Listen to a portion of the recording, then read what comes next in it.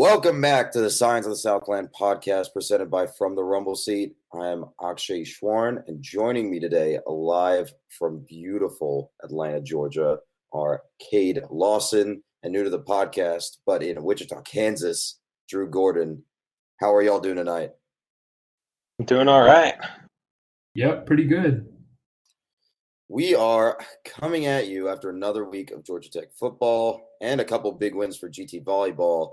But, before we get into all that big football talk that we usually love to do, and boy, was it a rough week for that, let's talk a little bit about the Lady Jackets at O'Keefe. Cade, do you want to give us an update?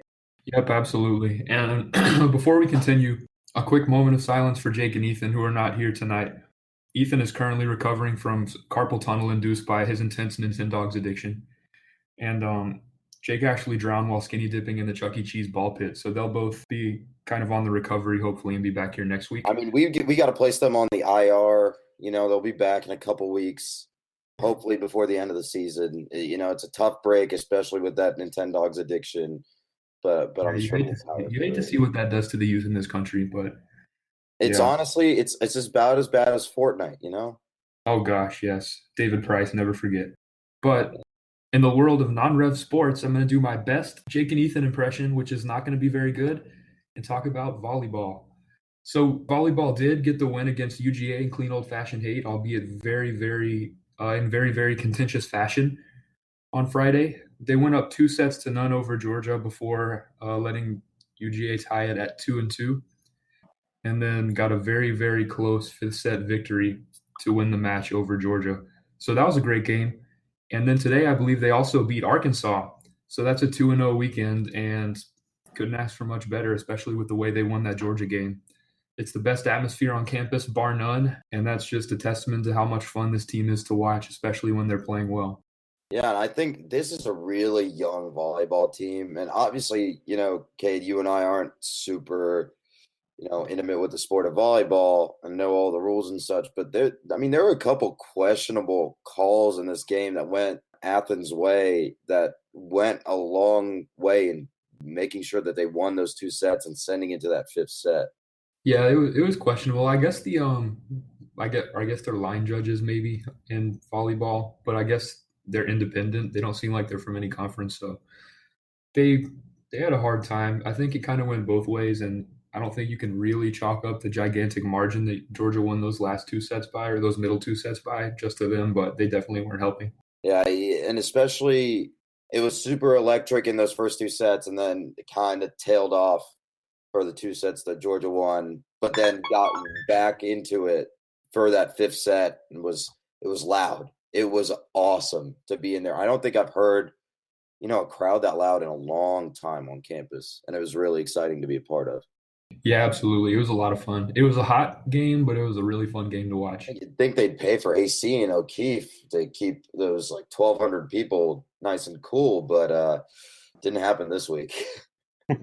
Yeah, it's been a good weekend so far in the Georgia Tech Classic, and hopefully Tech can keep it up moving through the season. I think Georgia was basically 28th in the last coaches poll in volleyball. So that's a big win for a young team on the flats. Yeah, it was my understanding that they were a really good team. I've never watched Georgia play volleyball before until now, but it was my understanding that they're really good and their ranking backs that up. So that's a big win. Yeah, it was a good weekend. That's really all you got to say about volleyball this weekend. But now let's get down to brass tacks and talk about the sadder part of the weekend. So Tech loses to Pitt by 5 points. I honestly don't remember the final score, which is bad on my part. I should probably have it written 24-19. 24-19, like Drew says. Just to give you a brief rundown of the stats here, Tech had 386 total yards, which is down, pretty seriously down from the last 2 weeks. Quarterback Taquan Marshall, 6 for 15 for 66 yards and an interception. As a team, Tech rushed 56 times for 320 yards. They went 4 for 13 on third downs and 1 for 3 on fourth downs, including not so great fake punt that we'll touch on in a little bit. Pitt, on the other hand, under notorious complainer of the chop block, Pat Narduzzi, 335 total yards of offense. Quarterback Kenny Pickett, 16 for 23 for almost 200 yards and a pick. Running back Allison had 17 carries for 91 yards and 2 touchdowns. Narduzzi pulled the old rabbit out of a hat a couple times with some trick plays. I think he just hates Georgia Tech for some weird reason. I don't know what we did to him at Michigan State and earlier on his career at Pitt, but strange. And Pitt was also 5 for 12 on third down. So overall, not a good outing for the Jackets. What did y'all think? Drew, you want to go ahead and start?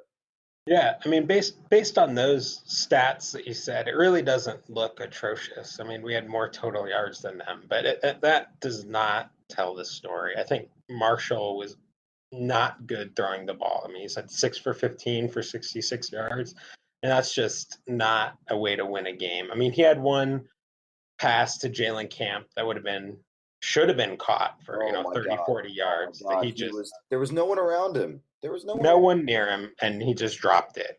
But even other than that, I mean, one of those fourth downs was a pretty open comeback to Jalen Camp, and he overthrew him. And Jalen Camp's like 6'3".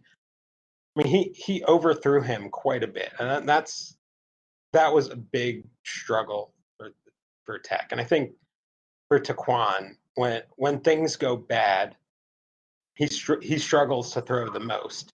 But when things go bad is when we need him to throw the most. So I think that's a poor timing for that. Running the ball, I mean, yeah, okay, we did 5.7 yards per carry, but that was mostly in the second half. In the first half, we didn't get anything going. We were just stuffed every time. I mean, the halftime score is 21-zip for Pitt, and Jackets could not get anything going on the offensive side of the ball, and they just could not get a stop on the defensive side of the ball. And especially outscoring your opponents or outgaining your opponents in 2 consecutive games and losing both of them is not a good look for your team overall. I know it was a bigger margin last week against South Florida, but this week, even this small margin, given the fact that the game really felt a lot less close than it was, given that Pitt was up by 2 scores for almost all of it until that very late touchdown drive that made it 24-19. It was not a good looking game from anybody. Taquan Marshall, he didn't really complete any passes at all. He completed one, I think, up until midway through the fourth quarter or so, which was not good at all. And then he got, a few on that very last drive, the very last couple of drives maybe. And then as a team, the rushing efficiency was there. Paul Johnson said at the end of the game, he didn't seem too happy with Taquan Marshall's reads for most of the game. So you wonder what would happen if, I know Kelly Quinlan said this on Twitter, if Lucas Johnson was still healthy, who we thought would be a backup that would play a little bit more this season, but his injury really restricted the options in that department. So you saw Taquan Marshall struggle a little bit. The defense struggle a whole lot early on, and really just overall. I know we talked a little bit about how much time is left for Taquan as a starter here on the bullet points, but I think the answer to that is probably quite a bit of time, just because Paul Johnson has not shown a whole lot of confidence in Tobias Oliver to come in and make any kind of plays at all. So you'd like to see next week some improvement. Of course, the opponent next week is going to be really hard to show improvement against in Clemson. So hopefully we get to see these guys come out and play a little bit better, but this week not super great from Taquan Marshall in the offense. Yeah, it was just, the offense just didn't have that great of an outing today. I mean, it's quite a bit different from last week, where you could kind of pin the loss on, hey, we just didn't defend on 2 kickoffs, and our defense had a bit of trouble defending the central runs. Whereas this week, it was definitely a lack of offensive efficiency, lack of offensive ability that really kind of skewered Tech's impact at Heinz Field. Like you said, couldn't move the ball. The play calling was also a bit of a question mark at points. Passing on first down when you really should be. I mean, especially in a flexible offense when most of us expect a run, usually towards the outside. Pitt was getting a lot of penetration on the Tech offensive line. And, I mean, we had a couple injuries on the offensive line, too, during this game. I know Andrew Marshall had a lower leg injury. I think that was sometime during the second half. But I don't know. Specifically about the offense, what did y'all think? Yeah, I had an issue with the play calling as well, even other than the fake punt, which obviously was questionable. We were killing them, or well, not killing them, but early in the game, our only success was going outside. And instead of just running, classic rocket tosses or just our classic spread option and moving it outside, Paul Johnson was pulling, things like counters and stuff that were slow plays that were letting the inside penetration prevent us from getting outside. If he had done quicker hitting outside plays, I think that would have made a difference early in the game. Yeah, for sure. The the play calling was definitely interesting. I really wish that we would go ahead and kind of reel in the playbook a little bit, because the best we've seen the offense look all season long at any point at all, period, is when Tobias Oliver was running that really vanilla playbook and everybody on the offensive line and everybody blocking and the quarterback himself seemed really comfortable. So you mentioned, or Paul Johnson, like I said earlier, was upset with missed reads and stuff like that. There was some bad blocking on the offensive line in this game. And so I think it might help to just kind of pull back and let everybody slow down a little bit and run some of those plays, like you mentioned, Drew, the rocket toss and some of the simpler ones where you can consistently get yards historically, but that are a little bit less complicated and a little bit less of a burden on our blocking and on Taquan Marshall as well, because that would just kind of slow things down and make it a little easier for everyone to operate. I agree. I find it a little odd that we pretty much never run the midline follow with Taquan Marshall. I know he's a little smaller than most of our QBs, but he does fine in the middle. I mean, he gets hit all the time. But the follow was killer with Tobias Oliver, and we never run it with Taquan Marshall. So I don't get what Paul Johnson's going for there. Maybe there's something going on where Taquan has trouble with that, but I don't understand what he's going for there. Yeah, and I get that it would be a small sample size, since we're talking about one quarter of one game with Tobias Oliver, but I mean, the fact is that he put up 21 points in that game, or in that one quarter, compared to the 19 points that were put up in this entire game and the 17 total points that were put in the other 3 quarters of the South Florida game. So I think it's worth noting and worth thinking about, even if Paul Johnson doesn't want to do that, even though historically speaking, Paul Johnson's kind of been the first guy to simplify things and show his lack of confidence in certain players or certain plays by not calling them or, staying away from a certain part of the field or whatever. Well, I think that kind of begs the question. How much time is left until Paul decides to go a different direction and switch quarterbacks? Well, I think that entirely depends on how much he trusts Tobias Oliver to do anything other than, hold it himself, keep it himself with like a midline follow or a QB keep. That can work for a game. Like if you remember the Matthew Jordan game a few years ago against Virginia Tech, he kept it basically the whole game and we won. I mean, the offense did fine, but that's only going to work for a game or two before the defense keys in. You really need to trust a QB in this system to be able to pitch it, to be able to make reads, and hopefully to be able to throw it. So I think for now, Taquan's going to still be the guy until the season gets really out of hand.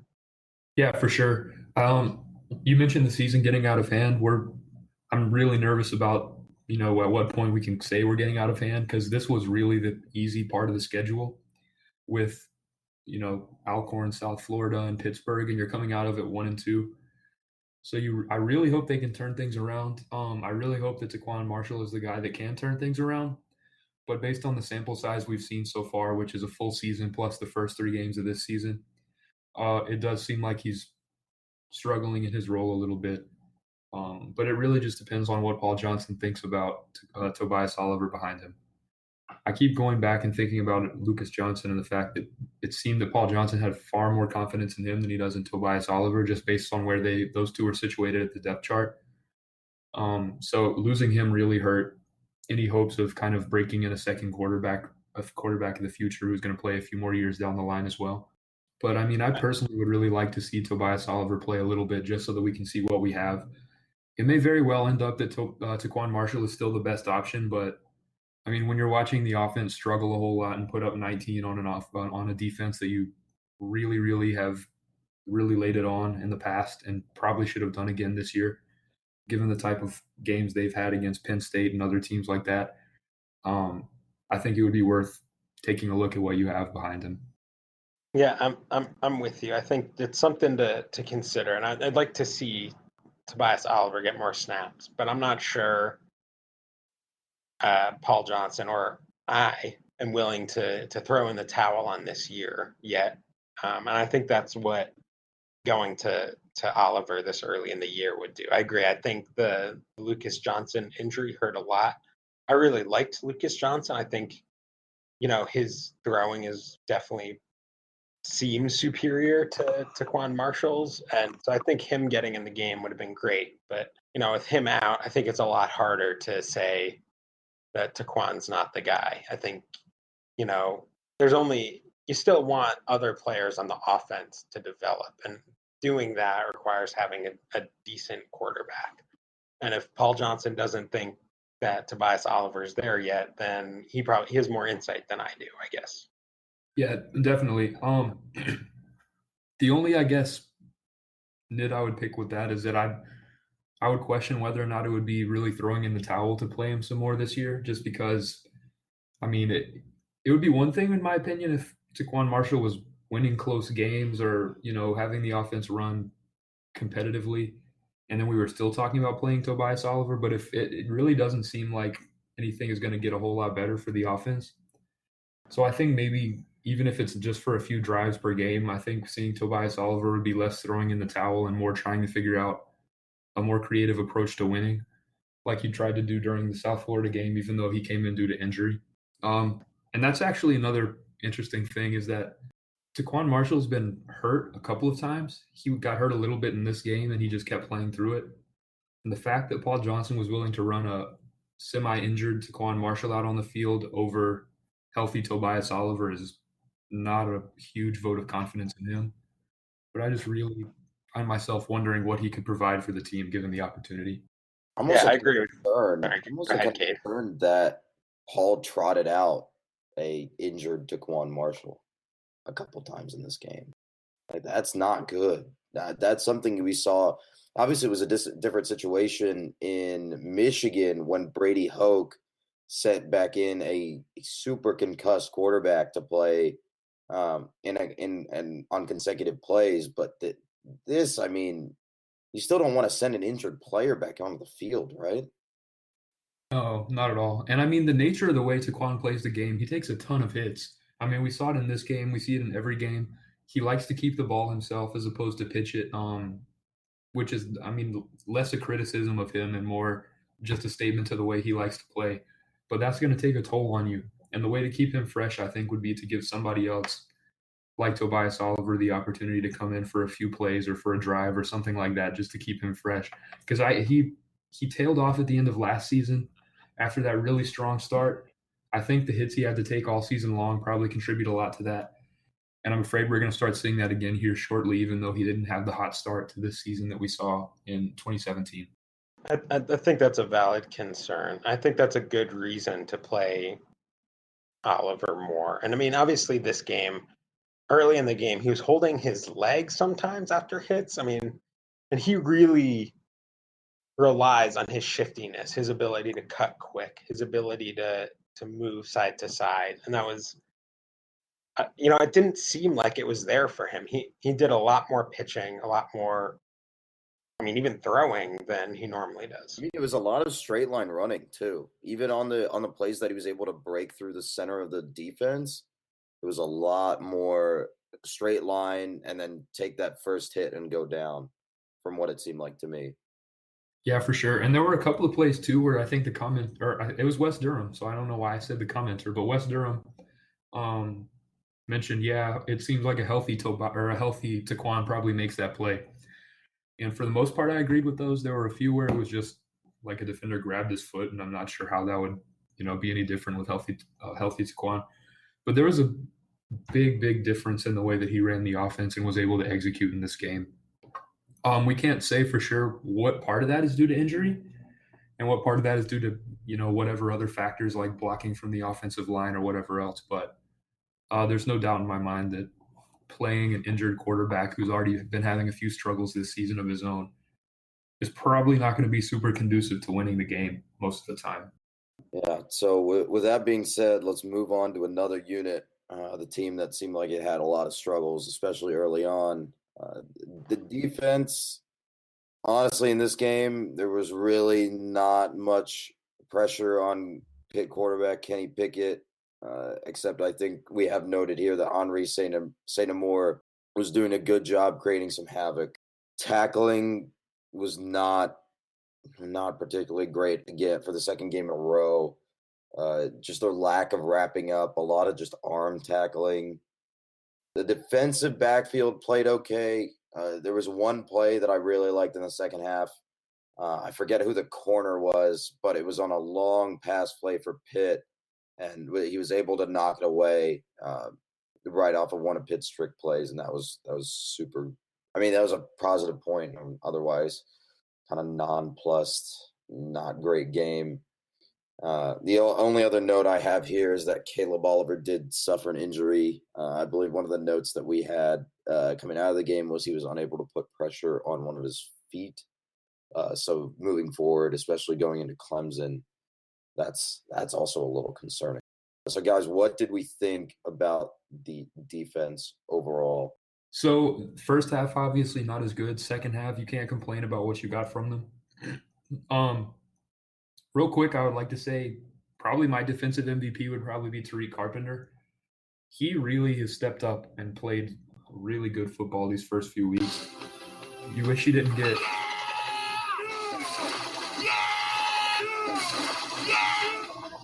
We had hotel names, so you can find 4-star hotel.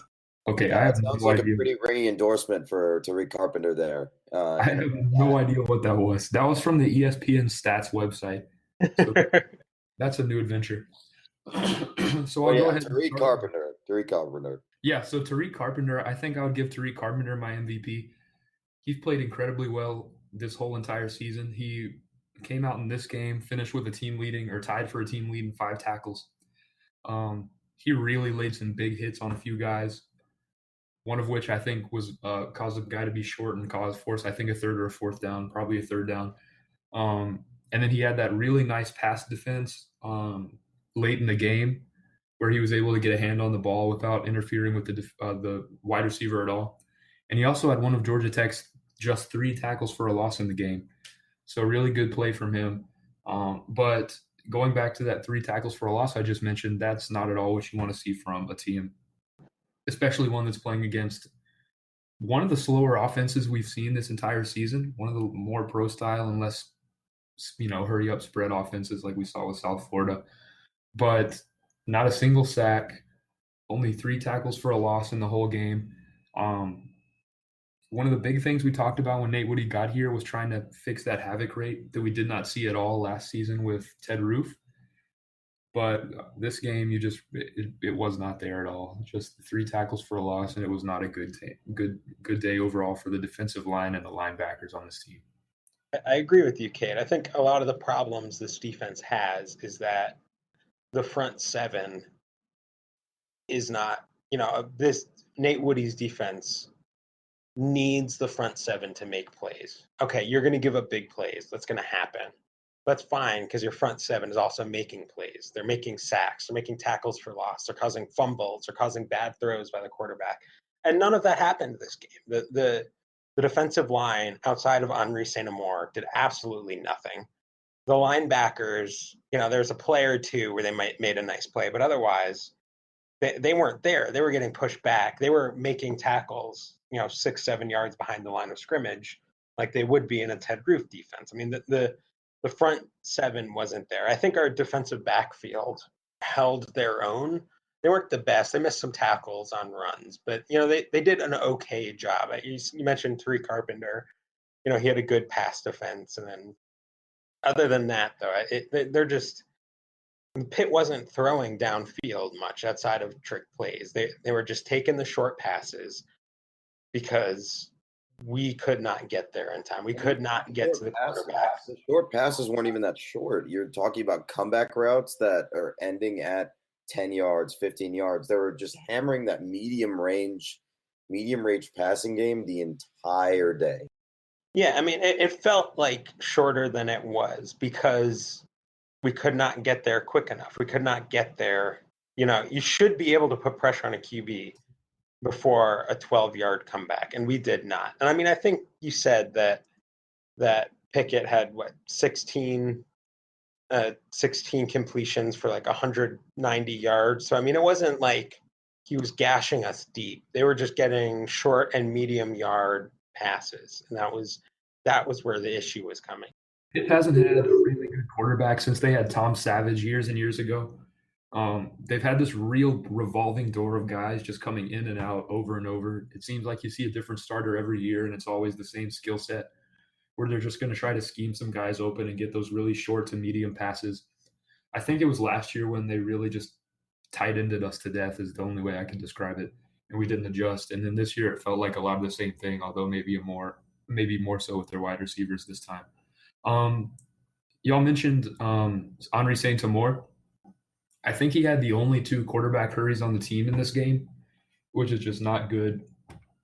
I mean, in any way, you've got to have more than that if you want to win or want to have a good defensive performance against an ACC opponent. They gave Pickett all day to throw, even though he didn't take all day because he was getting the ball out really fast, which is part of the reason why it was harder to get pressure. But there's not really a great excuse for it being as bad as it was from a pass rushing and disruption perspective. I don't know if I can even name another defensive lineman that we had out there other than Henri Saint-Amour. I mean, nobody else was out there making plays. Nobody else was out there making tackles. It was not a good day for the defensive line at all. Yep, not at all. I mean, truly the only other one that I noticed playing was Brandon Adams a couple of times. And outside of those 2 guys, I mean, you're not exaggerating, Drew. Like, exactly zero idea what the rest of the line was doing for the entire game. I mean, they're just getting stuffed. Especially when you watched it on replay, anytime that Kenny Pickett was able to get off a 12, 13-yard completion for a first down, you see 2 offensive linemen taking down a defensive lineman, pushing him to the ground. I don't know if it was a size advantage or a skill advantage because, in my head, I feel like Pitt and Tech are about evenly matched teams in terms of talent, but they just could not get any sort of push, any sort of leverage on that Pitt offensive line. And that's a Pitt offensive line that got absolutely demolished last week versus Penn State. I mean, point blank, this is a game you're supposed to win. This is a game where your expectations coming into the season as Georgia Tech were higher than Pitt's expectations coming into the season. They lost a lot of talent. They lost some really, really big bodies on their defensive line, which is really what gave us a whole lot of trouble last season and the season before that. Those guys are gone, so you were thinking, maybe we finally got the opportunity to get our middle run game going a little bit more. Their cornerbacks have been really, really bad for the entire Pat Narduzzi era, even though they've gotten a little better recently. But this is really just a game you should have won, and there's no reason to lose a game like this. Yeah, honestly, I don't think there's really much else to say on the defense other than the first half was sort of a scathing indictment so far of the Nate Woody era, and I hope it gets better moving forward. All right. With that being said, let's move on to special teams. It was a big difference from last week. I feel like Special teams were okay. They're probably honestly, I don't think it's a stretch to say they were the best unit on the field this week. I don't know about that, but they were better. But just because they were better. I mean, you give up 2 kick return touchdowns. Excuse me. And I mean, you can't really. There's really nowhere to go but up from there, I feel like. However, the Tech special teams did leave 5 points on the board. 1 shanked field goal, 1 missed extra point. And then I guess this isn't really on them, but there was another extra point that would have maybe been converted if we didn't go for 2 after scoring our second touchdown. The punting was pretty good. I didn't have anything really to complain about from Presley Harvin III. There was that fake punt call that was questionable at best, especially when Tech was deep in its own territory. But the best news of the day, and honestly, I'm very happy about this, Sean Davis is putting the ball in the back of the end zone on kickoffs, and I am so happy. Oh my God, I am so happy. Yes, that's a huge improvement there. But I mean, I still had some issues with other part of the special teams. Obviously, there was that fake punt that did not work. I was not so mad with the call. I actually think Owens had a chance at the first down. He just cut the wrong way, I think. But there was also, and I can't blame them for missing a 52-yard field goal before half. That's tough for even an NFL kicker. But, we did go for a 4th down at the 25-yard line because we didn't trust our kickers to hit a 42-yard field goal. Our punt team was good. I loved the kickoffs. Absolutely. Get them in the end zone, please. Punt and returning, though, I don't know why we still have Brad Stewart back there. He catches the ball, which is good, but he's not a very good returner. I mean, he doesn't. He doesn't have any. He just doesn't return the ball. That's the thing. Yeah, he has no elusiveness on the return. That's when you have on a punt return is when you have the best chance to make guys miss. They're coming at you at full speed. You can sidestep them. You got chance to make a miss, and Brad Stewart just does not do that. He's smart about calling fair catches and actually catching the ball, but I think it's a little bit of an indictment that we don't have anyone else who can do that and also make guys miss. Yep. Paul Johnson, I think, is just going safe across the board this season, and we've seen it a little bit at quarterback with his reluctance to make changes there. We've seen it at punt returner with his reluctance to make changes there. He knows the guys who he thinks have the lowest risk associated with them, and those are the guys that he's most comfortable putting back. So I think that's probably the main reason why we see Brad Stewart back there. Punting, I think, was good. We said that. Presley Harvin's always going to be a good punter for us. And then the only other thing I'll talk about is place kicking. So the missed extra point, not great. There's a situation where we went for it on a 4th down that I normally don't think we would go for it on, way deep in their territory, and I don't think we converted, which otherwise would have been a field goal. Yes. Field goal. So these are all things that are really starting to give issues to the rest of the team's scoring output. They're causing issues for the offense, causing point totals to reflect poorly on them as well. There's a case you can make that if we had a more reliable kicker, we would probably have been in a tie game late in that one. But it's really going to be difficult to win games when you can't trust your place kicking from really any distance at all.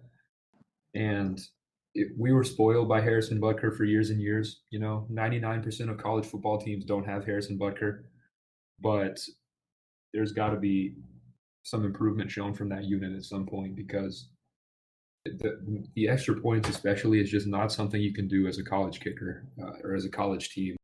Especially because we don't have the NFL weird extra point BS where it's a 30-yard field goal. Those are gimmies. You got to get those. There's a ton of space between where Harrison Butker was and where we are now kicking. And it's massive. We need to get better at kicking, or I mean, any game that should be close, we're going to lose. For sure. And I mean, you'll never hear me arguing against teams going for it on fourth down more.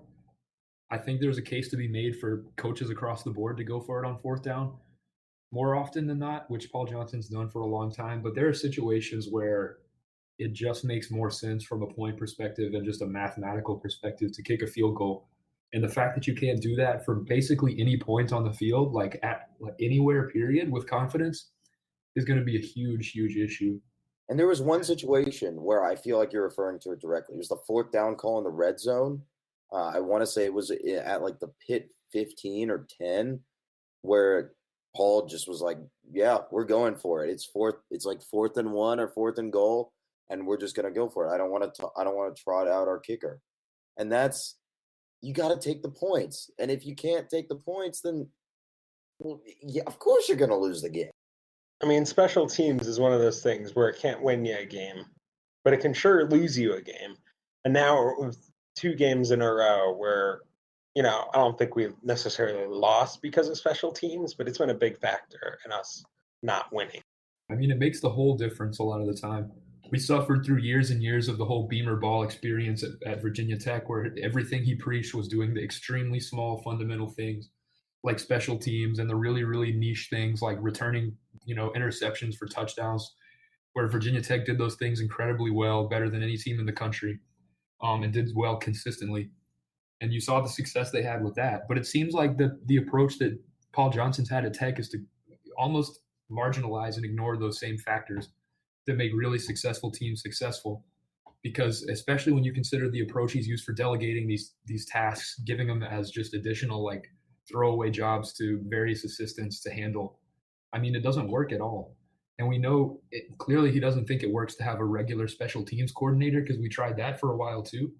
But it shouldn't be this difficult to find adequate special teams play for an ACC school, because I would be shocked if there's a team in this conference that struggled as much and as frequently as we have to find, a success returning punts, punting, place kicking, all these different things that we take for granted a lot of the time at other schools. Has just been such a struggle because of the way I think it's been approached by coaching staff. I think it's a huge indictment on Paul Johnson that after last year and the struggles that we had on special teams all year, even our punt unit struggles. And then this year we come back with no changes on special teams, no special team coordinator.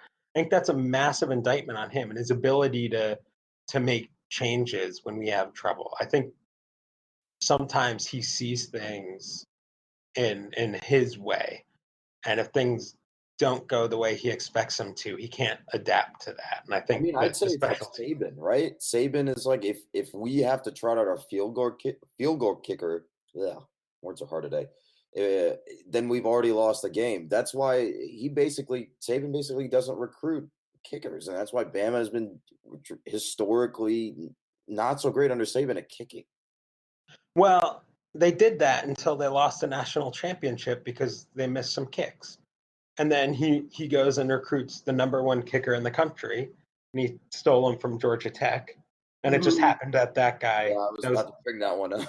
Joseph Bolivis, or I'm blanking on his name, but it turns out that he wasn't that good. So they're still struggling. But I think Nick Saban there learned his lesson. He says, obviously the special teams is the least important of them, but there will be a time where you will need to kick a field goal to win a game, and you should have a guy who can do that. Yeah, and I mean, Bolivis may not be what we thought he was coming out of college, but looking at what he's doing right now against Ole Miss, he's 7 of 7 on PATs, which would be really nice to have right now.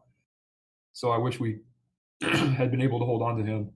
Speaking of that game, and mind you, we're recording this as other games are going on Saturday night. Is that a 49-7 at halftime? Yes, sir. Hotty toddy. It was 7-7 with 13:39 left in the first quarter, and now at halftime it is 49-7. Oh my God! I'm not surprised. Ole Miss gave up 41 points to an FCS school. I mean, that their defense is nothing. Oh my God, Bama's gonna put up 100. I'm seriously concerned for our 222-0 record right now. That's bad. That is just bad. Ole Miss does not have a defense. I don't think we can talk all that much right now after today, but ugh. I just gotta say, I don't care how bad Ole Miss loses. There's no way they lose as embarrassingly as Rutgers did today. Oh They boy, lost by. we'll get to that one later when we talk. All right. All's big balls calls of the week and review from last week. But oh boy, the toilet bowl up in Lawrence, Kansas, fun one up there. All right, so y'all have any final thoughts on the Pitt game? Defense, offense, special teams, any of the sort? I've got a final defensive thought, which is that we were wrong to expect too much improvement this season from our defense. I tried to temper my expectations at least, just because it's a big transition from 4-3 to 3-4 as far as the type of personnel you're putting on the field.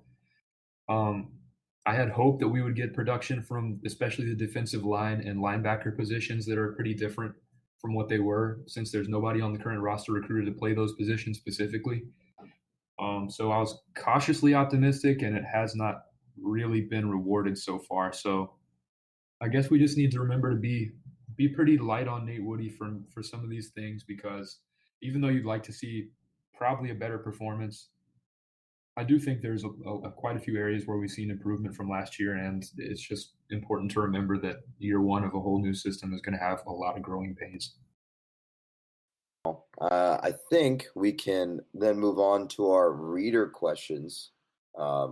So first one we got from Nicholas Gregory Santine from Facebook. I think this one is just going to be a one-word answer for everyone. What was the biggest issue with the offense this week? Cade, what you got? Oh, that's harder than it should be. No, it is. I 100% agree. That's a hard question, but I feel like for me it's a one word.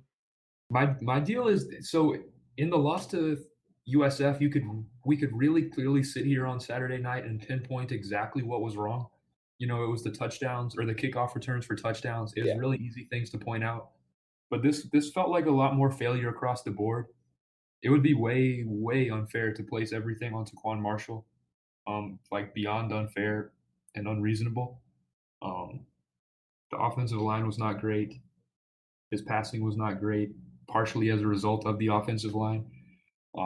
Skill position players had fumbles. You know, the Clinton Lynch fumble was not good. Yeah, we did put the ball on the ground 3 times. Yeah, for sure. And so I guess my one word would be details, because we were not detail oriented on offense, and it showed in the fact that we had 12 points until 37 seconds were left in the fourth quarter against this team, which is not acceptable. I would disagree a little bit. I think my one word is penetration. We struggled to go inside all game because they were getting into the backfield before Taquan could make his first read. And then even if, he made the read, kept the ball, there were times where if he could have made the pitch outside, we would have been great. We would have had a good gain. But their defensive end was straight in between him and our A-back, and there was no way that he could make a good pitch. There were a ton of times where they just blew up the play before it started. And, our passing was obviously an issue. We had other issues putting the ball on the ground. But I think that was the one that prevented us from getting a rhythm going and really prevented us from moving the ball. Well, I thought this was going to be an easy one, but now y'all have made it hard and made me have to actually think about it. Oh boy, I hate thinking. I'm gonna have to say I agree on details. I agree on penetration. I'm gonna say, I'm gonna have to say passing. I know it's hard to put the entire game on Taquan Marshall's shoulders, but I don't know. I just 6 for 15 on passing when this is something that we looked at as an area of improvement for him over the offseason, and something that Tech said, okay, we're working on that in practice. We're looking to improve.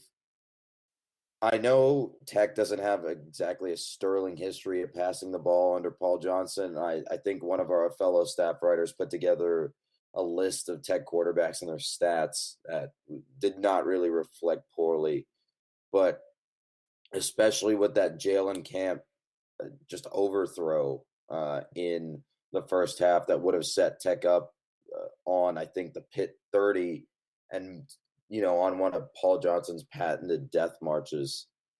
Passing game was just not there. And it was the same thing last week, except we got a couple big breaks, but this week especially, it was just not there. And I really want to see that improve over the course of the season. I really hope it does. Yep. And one part of the passing game that I think we haven't given enough of maybe the blame to would be our wide receivers. They had some bad drops, most notably Jalen Camp's drop. I think there were a couple that Brad Stewart struggled to pull into, but really the production we've gotten from our wide receivers during the Taquan Marshall era has really skewed kind of, I think, everyone's perception because they have not been nearly as strong as they were previously with guys like Darren Waller and DeAndre Smelter and Stephen Hill and others like that.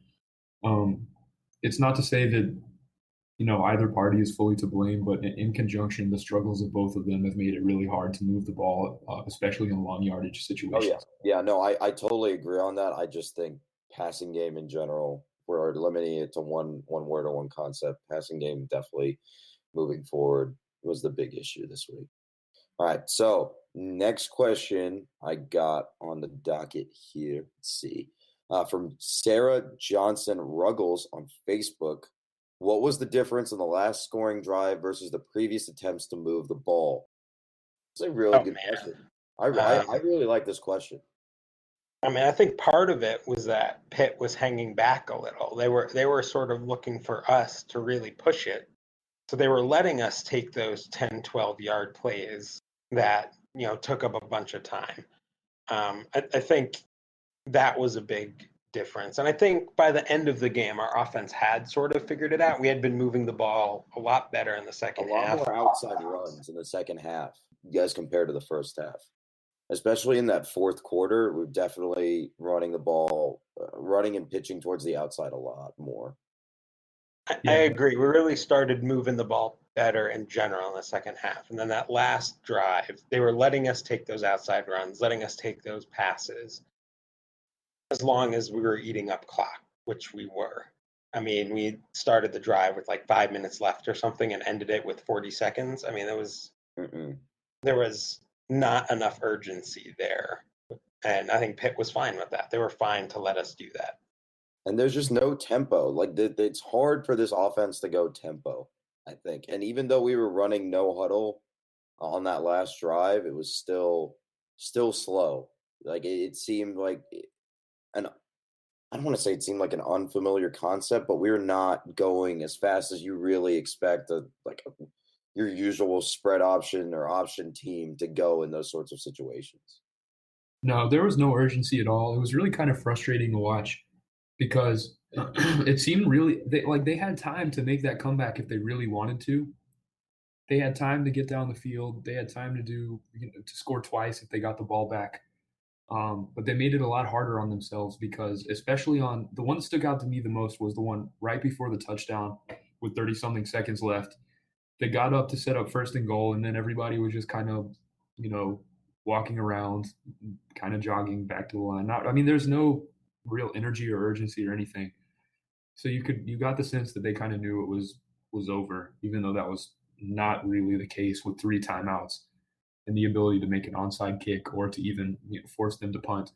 Obviously, we didn't get the onside kick and didn't force them to punt, but they could have made things a lot easier on themselves in the situation that they did had they hurried up a little bit more. Just needed more time. That's it. And I just keep going back to that thought, especially I didn't end up rewatching it, but I really wanted to just was not tempo, not what you expect to see at all especially in that 3-minute, 2-minute drill. You got to go faster than that. Tech had a chance to win this game. Tech had a chance to win this terrible, awful, no good game at the end of the game. And it just did not have enough time at the end of the day. Yep, I agree with you there. You got to give yourself a better chance than they gave themselves at the end of that game, especially after how poorly they played for the rest, the first 3 and 8/10 quarters of the game. Yeah, people will look at that last drive as an example of what our offense could do, and I don't think that's fair because Pitt was letting them do that. Pitt wanted them to eat up the clock. They know Paul Johnson is going to run it on most drives, and it's like a safe bet. Yeah, I think there were a few back dives in there, which was perplexing to me. Why are you running a B-back dive? It was a in that one back situation? dive on a majority passing drive. I felt like. Yeah, there was also one pass play where I thought for sure it was going to be a pass, but Taquan tucked it pretty much immediately and ran for I think a 3 or 4 yard gain, which did give him the first down. But in the situation and in that context, I'm not sure what the real benefit to that was, being that was on a second down play, not a fourth or third down. I mean, you get the first down, you stop the clock, but there's just it's not that much urgency. All right, with the discussion over on that one, let's move on to our last question from Facebook from Zach Hughes. And this leads into a little bit of looking at Clemson coming up next week. Clemson's defensive line is first to second round NFL draft material at every single position. What will it take to realistically have any chance of successfully running the option against these guys? Our undersized offensive line is bound to collapse on every play, and this offense relies on solid blocking. Yikes. I mean, being any sort of offense and beating Clemson's D-line is going to be tough. But yeah, when they have that level of talent and skill on the defensive line, beating that as a triple option offense is near impossible. I think you need to keep them on their heels. That's the only way. I mean, I know we hit on Paul Johnson a little bit in this game for his sort of tricky play calling. I think you need to do some of that tricky play calling early and have success with it. And that's your only chance of beating them. I think if you run your vanilla stuff, they're just too talented inside. I mean, they can run two defensive linemen at your B-back. They can run two defensive linemen at your B-back dive, and you're probably going to be stuffed. And that is not a recipe for success for Tech. Yep, I agree completely. I know I literally probably 20 or 30 minutes ago advocated for more vanilla offense. I should have added the caveat that that's not an acceptable way to beat Clemson because you'll never do it like that, just like you said, Drew. The only way to do it is to open up the entire playbook. The only way to do it is to have a healthy Kenny Cooper back and playing at 100%, which I have no idea how feasible that is for next week. The only way to do it is for your offensive line as a whole to improve its blocking and for Taquan's reads to get even better. If you don't do those things, you're not going to be able to move the ball whatsoever. You can try to throw against them. I have my questions about whether or not our pass blocking is going to hold up against that defensive line we've been talking about. But I mean, I feel like I haven't talked about a single unit this entire season or off season as much as I've talked about Clemson's defensive line. As much as for good reason, right? You have an entire defensive line that's a preseason All ACC, and despite not getting a lot of push and letting Kellen Mond throw all over them in the Texas A&M game, they've still looked good. Just the pure talent that they have is just stupid. It's just not really fair. They should. I don't know I have no idea what to do about that. It'll be really, really hard to move the ball against them, especially if they're the same issues that we saw this week and last week with our offense. I mean, I know you doubted passing against them, Cade, but I think that's what you got to do. But you got to do some of the quick passing that we saw in the second half against Alcorn State and some of the quick passing that we saw in this last drive against Pitt. I mean, I know that's not Taquan's strength, obviously, but I mean, that's going to be the only way you can neutralize that defensive line, get the ball to your playmakers like Clinton Lynch and Quay Searcy against their secondary, which is a relative weakness for their defense. I mean, you got to be able to do that. If you can't do that, then I mean, we're probably not going to win the game anyway, but that's your chance at winning it. Yeah, for sure. And their offense is also really talented. It's just not anywhere near as talented as that defensive line and that defense as a whole.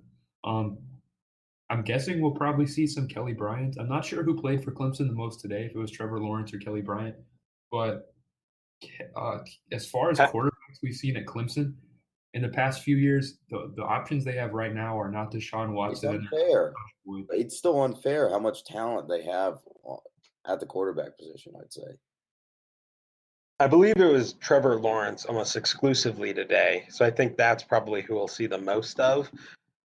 And, I mean, I guess you can hope that he has a Cole Stout-esque game and throws a couple pick sixes. But you hope our defense can hold him under 4 touchdowns. And then that's about as much as you can hope out of our defense right now, I think.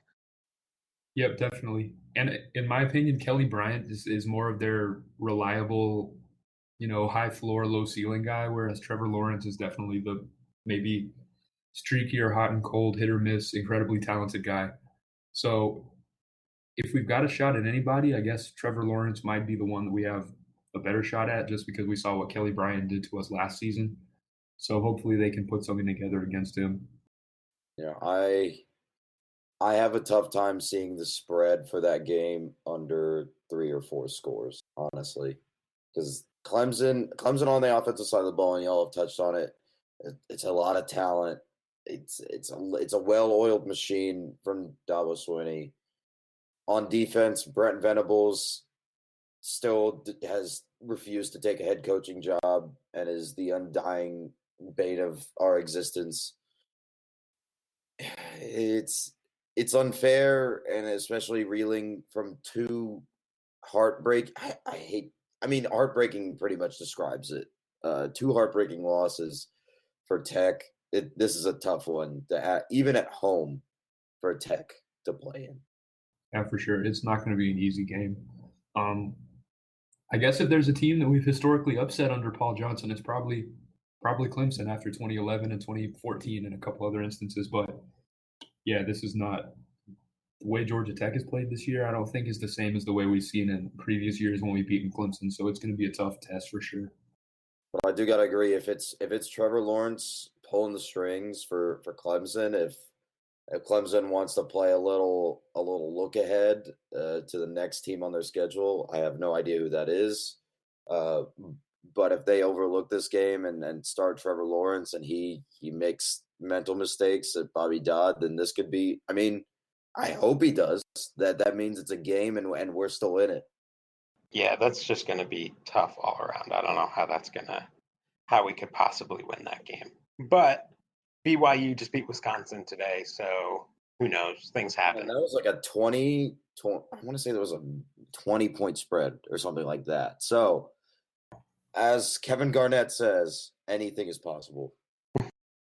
Let's move on to our fun sports betting part of the podcast, Paul's Big Balls Calls of the Week. All right, so let's recap last week a little bit. Ethan picked UCF by 14.5 over UNC, but that game got canceled due to Hurricane Florence. So womp womp. Cade, I believe you have some exciting news about your whiteout bowl. Oh boy, the light of my week is the fact that I picked BYU over Wisconsin in my whiteout game. I think I set the line, my fake line that I made up at 20.5. And I think the official line that I'm seeing right now is 23.5, but close. Yeah, I'm pretty close. And I picked BYU, and they not only was it a close game, but they won the game over number 6 Wisconsin. So go BYU, go 26-year-old players, the whole thing. I wish we could have beaten them a few times a few years ago. Those were some painful games, but at least now they're inflicting the pain on other people. So that's always a good sign. Right. So Jake took Illinois by 11.5 versus South Florida. And it looks like that game went final a couple minutes ago, but Illinois has unfortunately fallen to South Florida 25-19. Ouch. I would like to point out that in that game, South Florida was favored by like 9 points. So they didn't cover. It was a terrible spread from. Oh no, they were favored by 14. 2 scores for South Florida. That was a ridiculous line for Illinois. And Jake, while you're recovering from your drowning injury, or I guess you don't really recover from drowning, but while you're recovering from your ball pit injury, you might want to take a look at that and think on your sins a little bit for Illinois. It's not a competitive outing for Lovie Smith's Illini, but not a great look there for Jake's betting future. Oh yeah, not a great look at all. The the bias factor for sure. You expect more from a big J journalist. That's like 12 bigs. Than to have bias as far as where he's from to pick Illinois over South Florida. That's why we just let him cover non-rev. Very true. When it comes to football, I don't know. I just got to doubt his efficacy here. Very true. All right, so I had the toilet bowl, Rutgers at Kansas, and I didn't take the spread, if you remember correctly. I talked about the over-under on how much it was going to cost to get in the door. It started at $9 last week, and when I checked it yesterday, it was $5. I took the under, going with it, and Kansas somehow put up 55 points in this game. What? And Akshay, you not only got the under, I was offered free tickets to this game, and I turned it down. So really, $0 was the going rate for this game. And, honestly, that guy might have ended up paying you for those tickets, I bet. Yeah, it would have taken them paying me quite a bit to go. Oh yeah, I mean, toilet bowl, Kansas won 55-14, I think, over Rutgers. I mean, Lawrence, Kansas is having fun right now. Kansas is what, 2-1 for the first time since like 2007. Yikes! That's just. Must feel nice. I can't relate to the 2-1 feeling. I can relate to what Rutgers is feeling right now, but that's about it. Oh, exactly. Very true. Oh boy. Yeah. Well, I mean, I'm happy with my betting. I'll take that. I don't know how Kansas won that game. I don't know how that game was even played without an act of God stopping it, because those two teams are just, oh my God, they're horrible. But it happened. Kansas won, and we're going to move on with our lives somehow.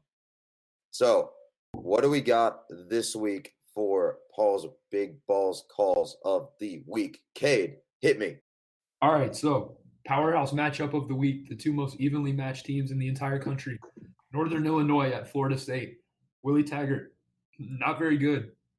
Wasn't very good at Oregon. Was really good at South Florida, but that was a long time ago. So now everybody in Tallahassee is real mad at him. So you've got Northern Illinois and Florida State. I'm doing Jake a solid by picking an Illinois team. I'm going to set my line at I said at Florida State by 14.5, but I think I'm going to bump it down to Florida State by like 11.5. And then I'm going to take Northern Illinois on that. So hopefully it's an upset, because that would be really funny. And I'm also going to do a secondary line, which is over or under 300 tweets about Willie Taggart. No, actually, FSU Twitter, my dude. I'm bumping it to 500. I'm bumping it to 500 because even today there were only 410 tweets about Willie Taggart. But if it's an NIU loss, I think that'll bump it up a lot more. So they played it in a BCS bowl game, didn't they? Where?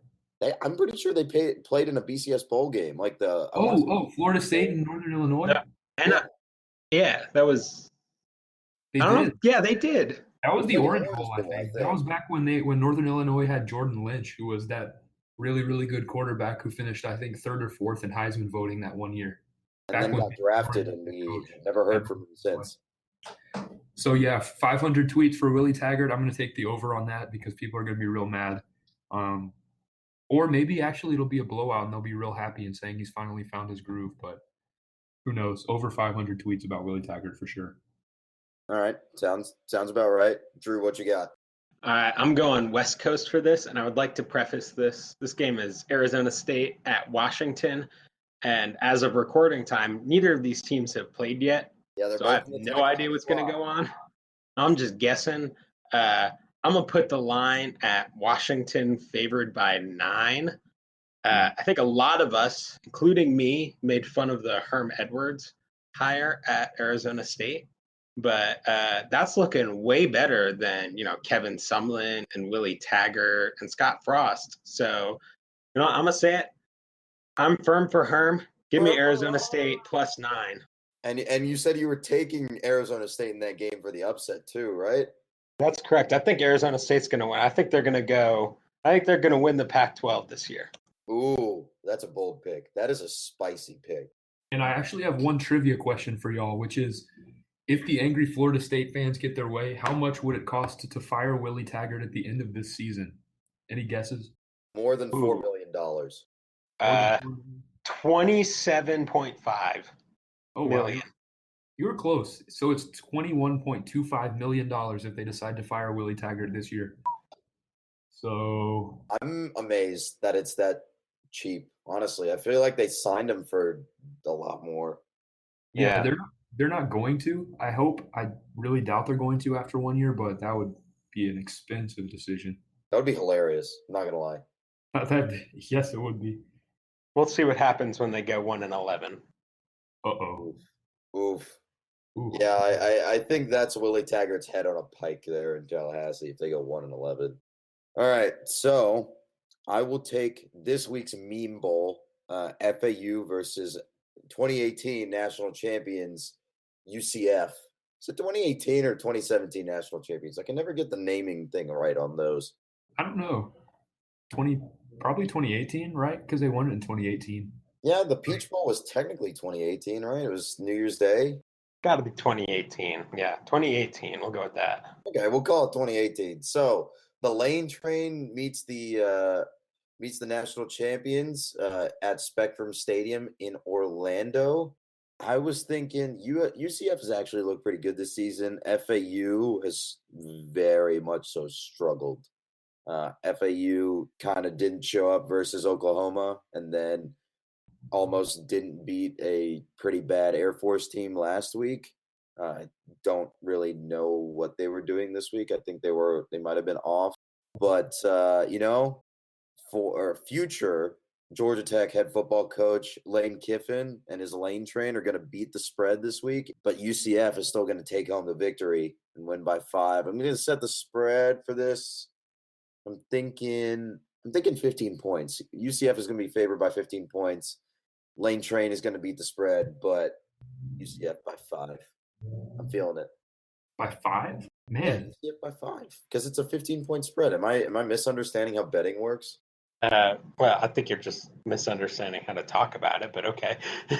Wait, so it's a 15-point spread, right? Yeah. And what did you think? What's going to happen? What do you think the final score is going to be? UCF is going to win by 5. Oh. Okay, I see what you mean. You're good. I don't know. It's like my first year doing pick'ems and thinking about sports betting. So, Tech doesn't really offer a class on that, and it's also not really legal in the state of Georgia yet. So, we're just gonna roll with it. You got anything else on next week's slate of games, which honestly is kind of terrible, all in all? Or Tech's performance, looking ahead to Clemson. What you got? Looking ahead to Clemson, we're going to get beat bad. There's an Atlanta United game that night, though, so if you're into that, I don't know, maybe go to that instead. Make a day out of it and go to both. You can balance your chi by going to one game that might be a loss and one game that might be a win. Yeah, maybe go to the first half of the Tech game, and then when we're down by 30, leave, and then go to the Atlanta United game. Make it on time. Yeah, Okay, what you got? This is going to be an adventure. An adventure in offense and an adventure in defense. And probably an adventure in special teams, too, because Clemson can play special teams. All 3 phases, All 3 phases. They might even add a 4th phase just so they can beat us in that 4th phase. I'm not sure what that 4th phase would be, but... Space teams, like the Space Force? Exactly. Yeah, exactly. The 4th branch of college football, the space teams, which is... I honestly don't know what that would be. They're going to send... I'm telling you, they're going to send Kelly Bryant into orbit to throw passes to Earth. That's space teams right there. That would legitimately not be the most surprising thing I've seen. I mean, I think the most surprising thing I've seen today is FSU getting canned by Syracuse by 30, but that's just me. Well, actually, so we here at From the Rumble Seat have a pick'em challenge every week, and I gave Syracuse my 10-point pick'em. Oh, boo. Ah, Boo. What? yeah, I know. I have faith in what's that guy's name? Dino Is it still Babers. Eric Dungy. Eric Dungy. It is Eric Dungy. Okay. Grungy Eric Dungy, as the guys from the Solid Verbal like to call him. Yep. So Eric Dungy, he's my guy. Florida State sucks, so I picked Syracuse for 10 points. How did I you actually not had no idea I did that till this morning when I checked, and I was like, oh, I guess I got lucky. I'm just amazed you didn't take Tennessee by like 25. I did, but that was only over UTEP, and Tennessee still didn't cover. Oh no, I actually took UTEP. Oh, boo. Yep. I should have given more points to UTEP, my guys, the Miners, but you know how it goes sometimes. It'd be like that sometimes. I did lose on Georgia Tech, of course, because that was a tragedy. No, I picked Pitt. I was ready.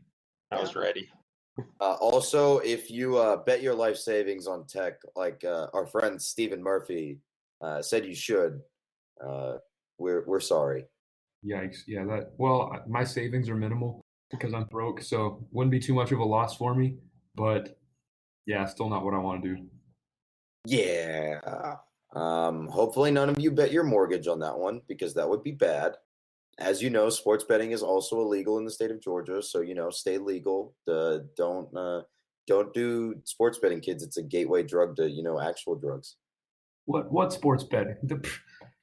We were not sports betting. We were just making up numbers and emailing them to each other for fun. There was no sports involved here whatsoever. What are sports?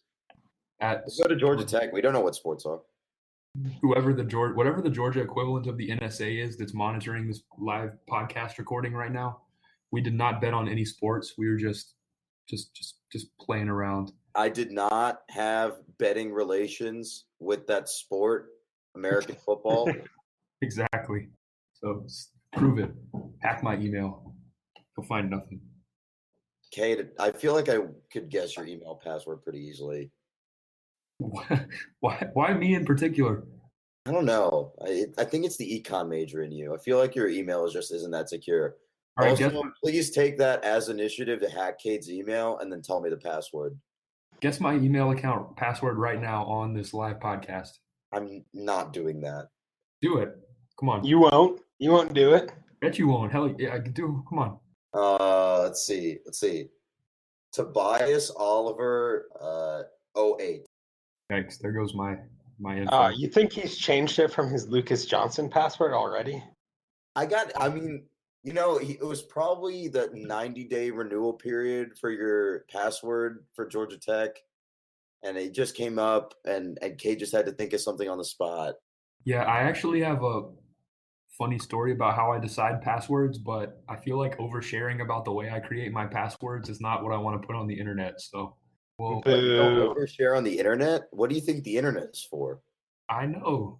One day someone's going to be researching me for a job, and they're going to be like, well, the biggest con against him is that he once told everyone in the entire world every password he's ever had. So that's a little bit worrisome. But a little bit. Yeah. I hope you don't end up working in the finance industry because that would be a red flag. But I bet Equifax would give you a job. No, I'm not. I don't have a music therapy degree. I'm not qualified. All right. That about wraps it up for this week's episode of Scions of the Southland. Cade Lawson, where can they find you online? They can find me at FTRS Cade or on Facebook. Still no one's added me, even though I've asked, I think, every episode. And also, I guess if you hack my email account, you can find me that way, probably. Let's see who hacks your email account. I am curious as to see if anyone will take our challenge. Drew, where can they find you online? They can find me at From the Rumble Seat, and that's about it. Don't do the Twitters? Nope, I don't do that or anything else really. So you got my writing, and that's about it. Overrated. It's easily hackable, like Cade's email. See, and just to clarify for everybody out there, the new challenge is actually to not hack my email account. So, no. It's still to hack his email account. No. First person to send me an email saying that they did not hack my email account, I will send $3 to. All right, he's agreed to that on air. So someone please take advantage of that when this episode goes up, I think on Tuesday. That's legally enforceable. Yeah, it It's is a verbal contract. I'm fine with it.